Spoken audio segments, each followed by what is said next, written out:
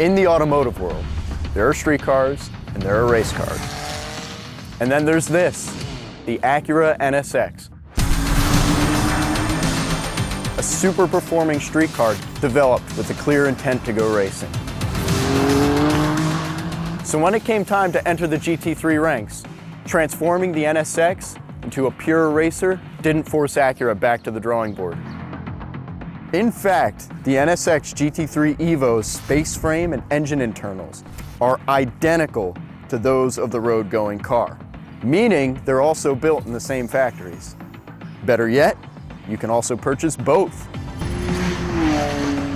So despite its comfy interior and compliant chassis, the Acura NSX shares a lot more with its race-winning counterpart than you might think.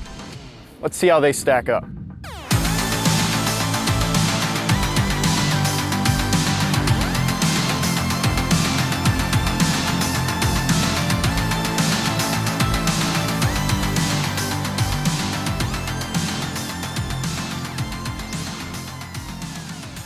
In GT3 racing, our starts are rolling, so launching from a stop isn't exactly a priority. As you can imagine, the NSX's extra torque, 9-speed dual-clutch transmission, all-wheel drive system, and launch control will definitely give it the upper hand in a drag race. So launching the NSX GT3 Evo is quite a bit different than the Acura NSX street car. What I have to do, since I have a hand-operated clutch, is grab that clutch, flip it into gear, and then build up the revs all the way to red line. Once I'm on the rev limiter, I dump this clutch and away we go.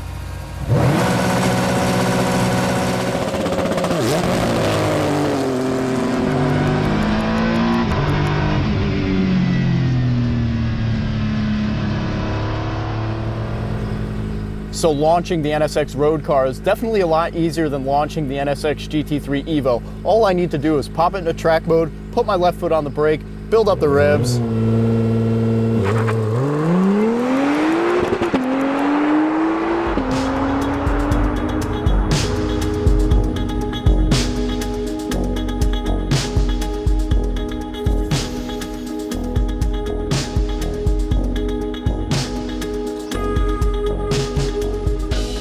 The NSX I'm driving today is fitted with the optional carbon ceramic brake package, which can much better withstand the intense heat of racing conditions. Unfortunately, due to GT3 rules, the Evo has to make do with conventional iron brake rotors. Then again, the GT3 does receive a little more direct airflow to its brakes through these cooling ducts. We have slightly larger front rotors, slightly smaller rear rotors. That size difference really doesn't mean anything. These brakes don't need to last a very long time. Those do.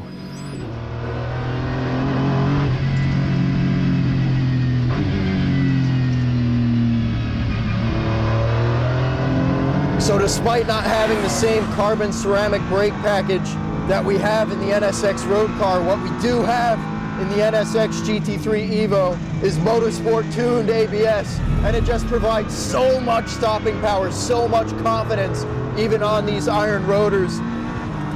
Very much like the road car, we have so much control over the platform, so much control over the balance of the car. But it's really a shame that, as per GT3 regulations, we're not allowed to have those carbon ceramic brakes.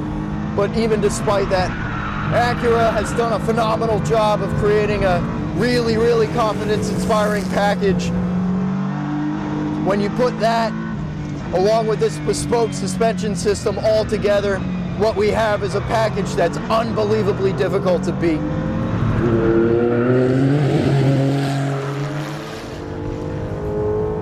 So on this particular NSX, we have the optional carbon ceramic brake package, and this thing just stops exceptionally well.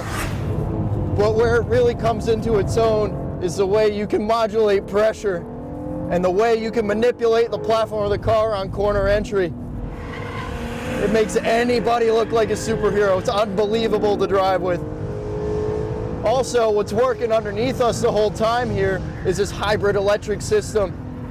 And that additional stopping power, that additional engine braking that we receive from the hybrid unit just helps so much with that initial deceleration. So much control given to the driver.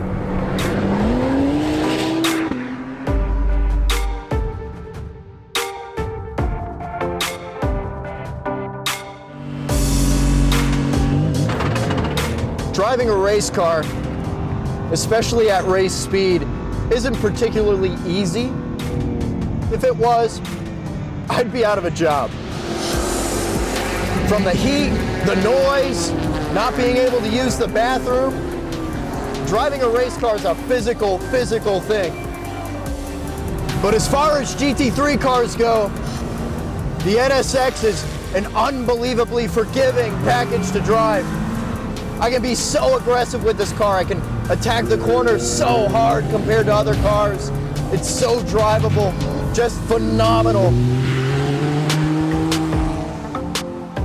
Another huge component of the balance and the drivability of this car is this super handling all-wheel drive system. We have an electric motor in each front wheel that's assisting not just in additional horsepower and torque off the corner, but also so much in terms of the control and the balance. It's just as easy, just as gratifying for me to drive as it is for the everyday driver.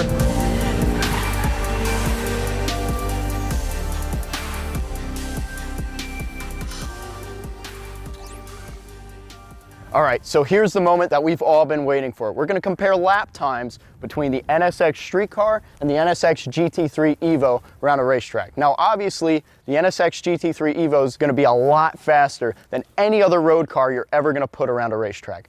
But before we dive into just how much faster it is, we're gonna take a closer look as to what makes this NSX GT3 Evo so fast and so incredibly efficient around the racetrack. The NSX GT3's curb weight checks in more than 950 pounds less than that of the road-going NSX. It's what happens when you toss out comfy power-assisted seats, an audio system, air conditioning, airbags, glass, well, basically the entire interior, as well as a slew of additional regulatory components required by anything eligible to wear a license plate. Though the NSX's suspension componentry is undoubtedly cutting edge, it still needs to be forgiving enough to soak up potholes, speed bumps, ruts, and generally terrible pavement. On the other hand, the NSX GT3 Evo's bespoke suspension systems are designed exclusively for race circuits. So despite being about as wide as a lane of traffic, what really makes this NSX GT3 Evo faster than its road-going counterpart is aero. It makes about 500% more downforce than the NSX Street Car. 500%. So with that expectation in mind, let's see what that translates to in terms of lap times on the stopwatch.